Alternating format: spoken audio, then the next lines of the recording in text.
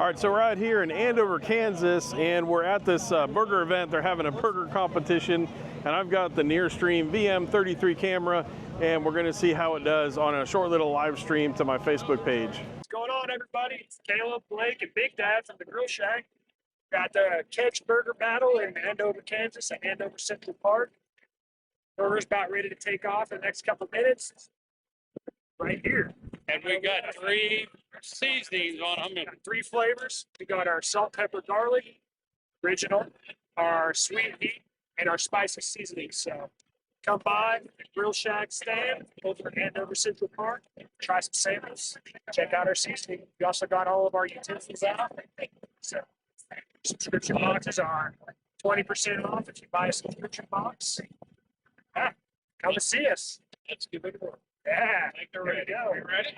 All right, let's see the burgers. Let's do it.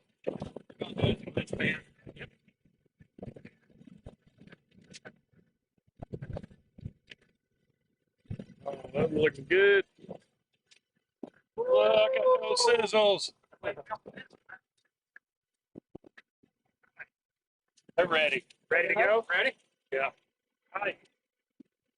All right, so the video that you saw there was a video that went directly live to Facebook, and I downloaded that video directly from Facebook. So you're seeing exactly what went out live. Now the camera was on full auto for both the image and the sound for that live stream, and the behind the scenes were taken with an Osmo Pocket 3. All right, so let's talk about the experience of live streaming with the VM33. So I didn't do this, but it looked really easy to stream to multiple channels at once, because in the software, all you have to do is click add destination at the bottom, and then you can stream from like a Facebook page and a YouTube page simultaneously. Now I didn't do that, but one thing you have to be aware of is if you're going to stream to multiple destinations, make sure that your internet connection has the bandwidth to support that, because it's really easy to kind of overload the bandwidth, and then you're going to get poor streaming to all of your channels. So make sure before you stream on your event, if you're going to stream to multiple channels, that you do have that bandwidth. Also, remember to hit record on the camera. Now, embarrassingly enough, I did forget to go in and hit record on the camera. I had a SD card in it and everything, but I just forgot to go in the software and hit record. So all I did was live stream on this event. So if you're going to record and live stream, I would recommend you go set the recording up first, hit the record button, and then go into the live side, and then make sure that you hit the live.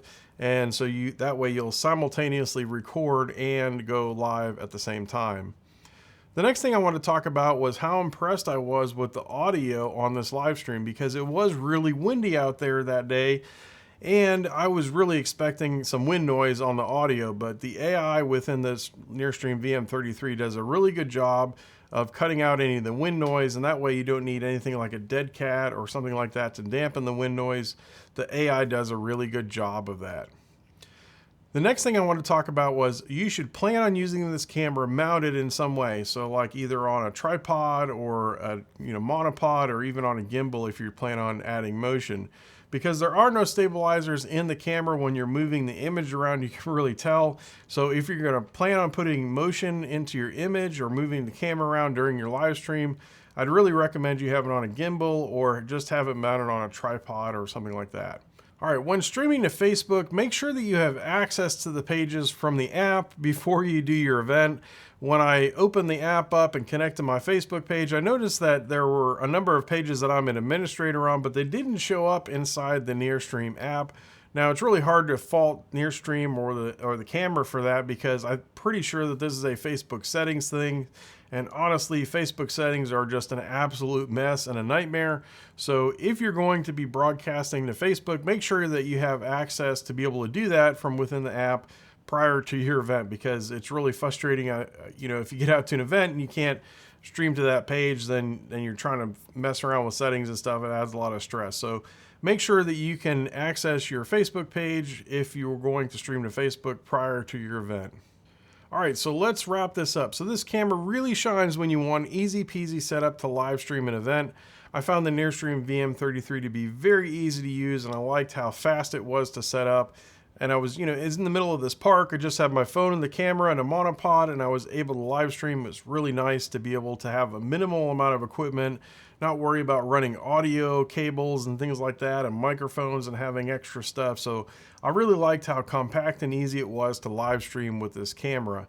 I also really like that you can live stream with this camera and record on the camera itself, because sometimes streams drop out, and it's really nice to have that recording as a good backup. If it's something that's really important, you want to make sure that you have a recording as well as live streaming, and I really like how this camera makes that easy.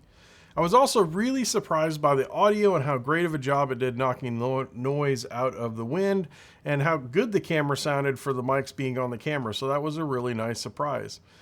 All right, you can order the VM33 for the link in the description. Tell me, what did you think of this camera? What do you think about it? Let me know in the comments below, and I'll see you next time.